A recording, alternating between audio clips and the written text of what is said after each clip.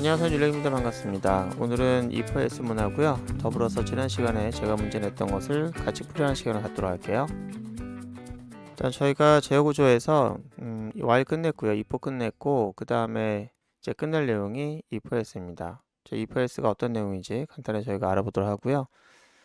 그러면은 일단 if-else가 어떤 내용인지 간단히 좀 먼저 설명하고 그 다음에 청천풀이를 알아보도록 할게요. if-else는 if와 거의 비슷하기는 합니다. 근데 한 가지 차이점이 있는데 일단 저희가 조건을 검사하고 그 다음에 실행하는 문장이 있어요. 참이면은 실행을 하겠죠. 근데 얘는 참인데 실행을 하고 뭔가를 건너뛰게 됩니다. 반대로 또 한 축에 이제 문장이 있는데 걔는 조건이 이제 아닐 경우, 이제 false일 경우에 얘를 건너뛰고 실행하는 문장이 있는 거예요. 이렇게 두 개의 문장이 있는데 서로 배타적인 관계에 있는 문장 두 개가 이 조건에 따라서 얘가 실행되면은 이 부분이, 얘가 실행되면은 이 부분이 실행되는 서로 배타적인 문장이 있을 경우에는 if-else를 씁니다.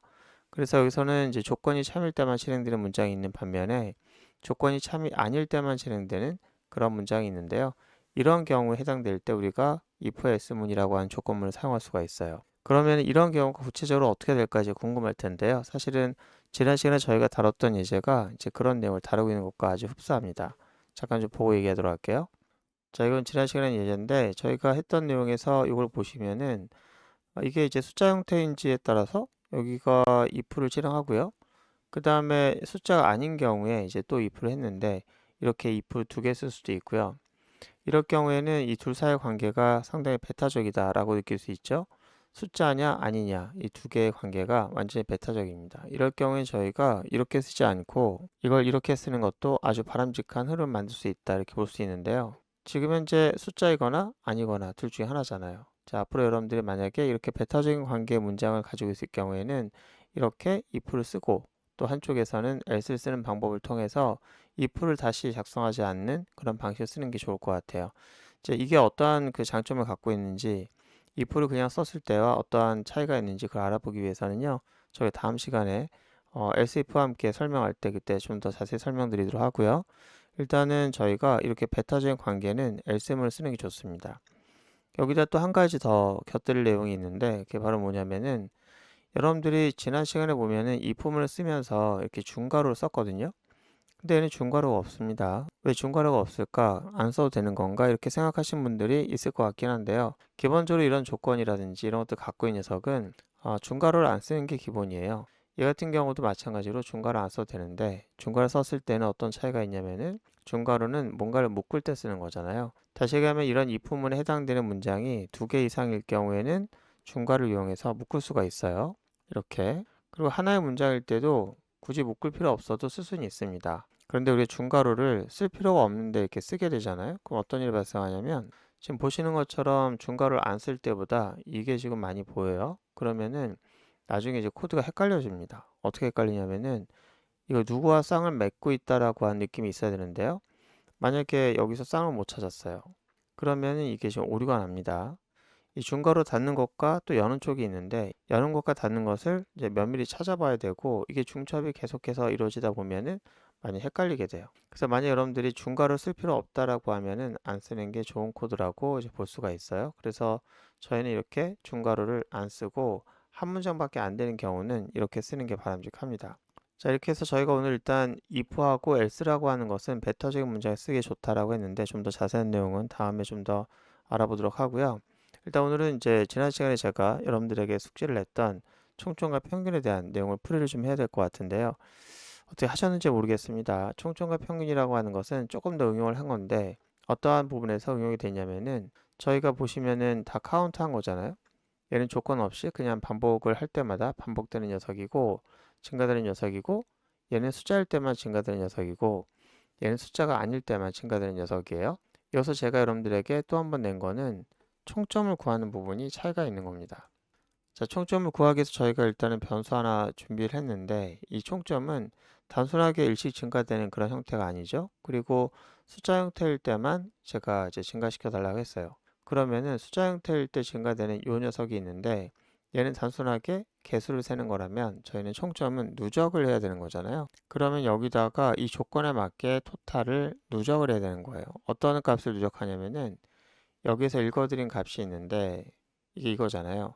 근데 이 값이 숫자가 아닌 경우는 건너뛰고 숫자인 경우만 여기에서 누적을 해야 되는 거죠.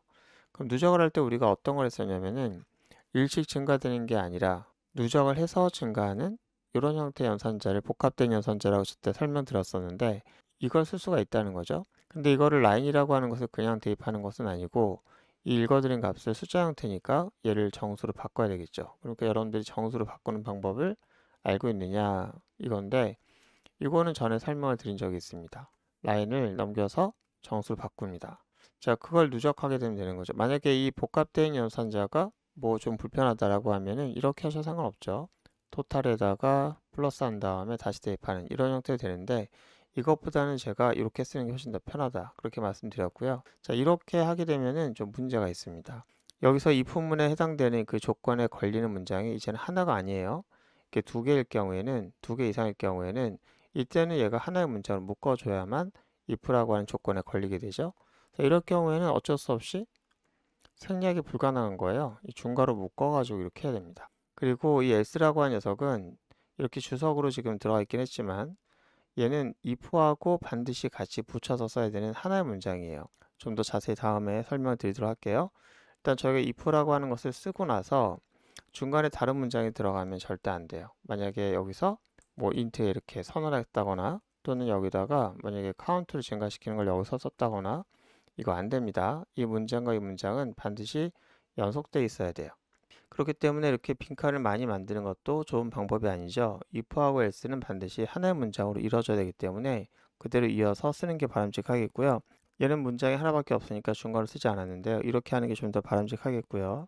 자, 이렇게 하면은 저희가 총점을 구하게 된 거예요. 여기서 a라고 하는 것은 건너뛰고 얘도 건너뛰고 숫자들만 모아서 이제 총점의 합을 구했죠. 그럼 저희는 밑에 가서 이제 총점에다가 뭘 넣어야 되냐면은 이제 평균을 구하면 되는 거죠. 여기다 총점을 출력해 볼게요. 토탈 이렇게 토탈하고 자, 마지막으로 총점인데 총점은 어떻게 구하냐면은 일단 여기서 반복이 끝났죠. 반복 끝난 다음에 여기서 여러분들이 총점을 요 수로 나누면 될 것 같아요. 그러면은 이렇게 하도록 할게요. 자, 여기다가 더블이라고 해서 평균을 구하는 값을 초기화하고 내려서 끝나는 지점에다가 평균을 구하도록 할게요. 토탈 이거를 넘버 카운트만큼 나눠주면 이렇게 평균이 되는 겁니다. 그러면 저희가 이 값을 출력하기 위해서 또 복사해 가지고 여기다가 평균은 이렇게 해야 되겠고요. 꼭 잊지 말아야 될 것이 여기서 D가 아니라 F로 출력을 해야 된다는 점. 자, 이렇게 하고 저희가 실제로 총점과 평균이 잘 나오는지 알아보기 위해서 저희 실행을 한번 해볼게요. 자, 밑에 보니까 이제 실행된 결과를 볼 수 있는데 총점은 368이 나왔고요. 그 다음 평균은 52.0000 나왔습니다. 자, 이게 그럼 올바른 값인지 좀 알아봐야 되겠죠? 그럼 계산기를 열고 368을 7로 나누면 되겠죠? 나누기 7. 자, 그랬을 때 결과가 52.57142 이렇게 나옵니다. 자, 이게 어떻게 된 걸까요? 저희가 지금 평균을 구했는데 평균에서 넘버 카운트로 나눴는데 이 결과가 왜 이렇게 됐을까요? 그죠? 자, 그럼 정수로 나눴기 때문에 그러는데 이거를 이렇게 해볼까요? 여기서 더블로 한번 형분을 해볼게요. 그럼 정수에서 잘린 값이 다시 살아 돌아올까요? 궁금한데 한번 해볼게요. 자, 보면은 애석하게도 이것도 자, 소점이 다 손실된 상태에서 52가 남았죠. 자, 이게 왜 그러냐면은 당연한 거예요. 여러분들 생각하실 때 자, 이렇게 정수로 나누면은 이미 소점 날아간 상태에서 더블로 변환해봤자 의미가 없습니다. 그럼 어떻게 할 거냐면은 이렇게 하는 거죠. 이거를 토탈이 됐든 넘버 카운트가 됐든 이거를 먼저 한쪽이라도 실수로 바꾸는 거예요. 자, 이렇게 실수로 바꾸게 되면 소수 남아있는 상태에서 0000이 되겠죠. 거기에다가 얘를 이제 연산하게 되면은 둘 다 실수값으로 바뀌게 되고 실수값의 결과가 소수점을 남기게 됩니다. 그걸 여기서 담게 되면은 자, 문제없이 소수점을 볼 수 있게 될 거예요.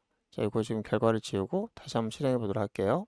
자, 이 상태 다시 한번 실행해 보도록 하겠습니다. 하나, 둘, 셋. 자, 그러니까 여기 보시면은 결과값이 이렇게 소수점이 남아있는 상태에서 이 결과를 볼 수 있죠. 예, 잘 됐습니다. 자, 일반적으로 또 저희가 이제 평균을 구할 때는요, 평균에다가 소수점을 두 자리만 이렇게 표현하는 경우가 있거든요. 그래서 우리가 표현할 때 이렇게 형식정자 앞에다가 옵션을 넣어서 두 자리만 해달라 이렇게 하게 되면은 다시 하게 되면은 보는 것처럼 52.57 이렇게 소점이 남겨진 걸 볼 수 있습니다. 자, 이렇게 해서 오늘 다뤄본 내용은 저희가 if else에 대한 내용을 배웠습니다. 이제 if라고 하는 걸 이용해서 부정연산자 쓰는 것도 가능하지만 else 쓰게 되면은 여집합 관계를 만들 수 있다. 그런 얘기를 했고요. 그 다음에 블럭을 만드는 방법에 대해서 블럭을 가능하면 안 쓰는 게 좋은데 우리가 쓰게 되면은 어떤 문장이 2개 이상일 경우에 그럴 때 묶어서 쓰기 위한 목적으로 사용한다. 그런 얘기를 했습니다. 또 하나는 우리가 총점과 평균을 구하기 위해서 간단하게 이 누적을 하는 걸 봤는데 저희가 정수를 바꿀 수 있느냐와 이 누적 연산을 여러분들이 이 조건문 안에다가 넣을 수 있느냐 그런 것들 좀 봤어요. 처음엔 모든 것들이 다 생소하기 때문에 어렵게 느낄 수 있는데요. 차차 제가 하나씩 문제를 더 난이도를 높여가면서 반복적으로 여러분들에게 문제를 내도록 하겠습니다. 자, 만약에 어렵다 느끼시는 분들은 2번, 3번 다시 한번 보시면 충분히 따라올 수 있을 거라 생각됩니다. 오늘 고생 많으셨고요. 다음 시간에 뵙도록 하겠습니다.